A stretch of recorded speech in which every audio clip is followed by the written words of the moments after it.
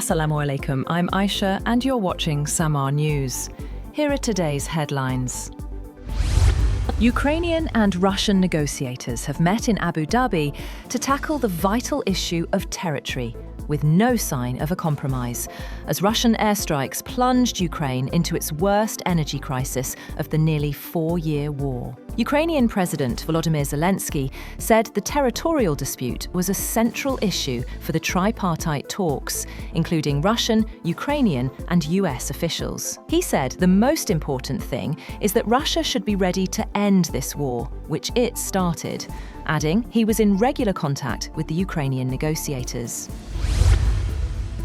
Meanwhile, officials claim that Russia has attacked Ukraine's two largest cities, Kyiv and Kharkiv, with one person killed and at least 15 injured. The Kyiv mayor said one person was killed in the capital city and 4 injured, including 3 being treated in hospital. He said the strikes had triggered fires in districts on either side of the Dnipro River, which bisects the capital. He said heating and water supplies had been disrupted in parts of the city east of the river.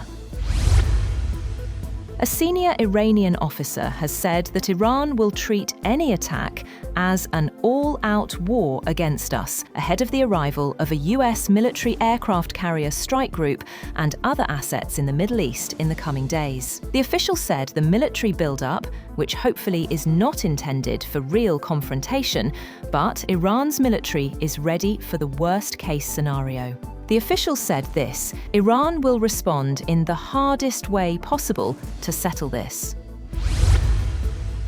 Turkish Foreign Minister Hakan Fidan has warned that Israel may be looking for an opportunity to attack Iran, stressing that such a move could worsen regional instability and has already been raised with Tehran.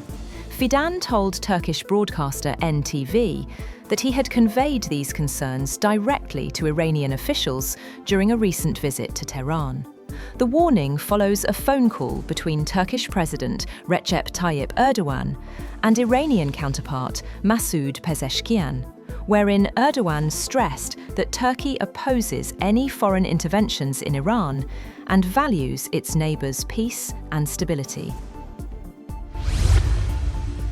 As this unfolds, UN Rights Chief High Commissioner Volker Turk has urged Iran to end what he called brutal repression of protests, speaking at an emergency session of the Human Rights Council in Geneva. Rights groups say thousands, including bystanders, were killed in recent unrest. Iran rejected the session as illegitimate, while Western states backed extending a UN investigation into alleged abuses.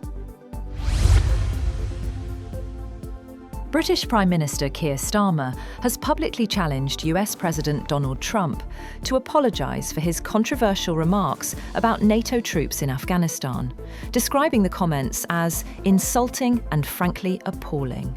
In a rare direct rebuke of the US leader, Starmer addressed Trump's earlier claim that European allies remained a little off the front lines during the Afghanistan war.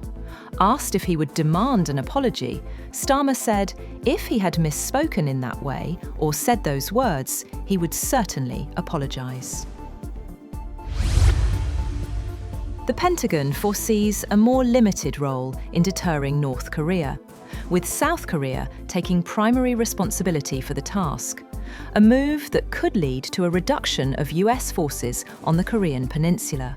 The Pentagon said in the National Defense Strategy document that guides its policies that South Korea is capable of taking primary responsibility for deterring North Korea, with critical but more limited US support.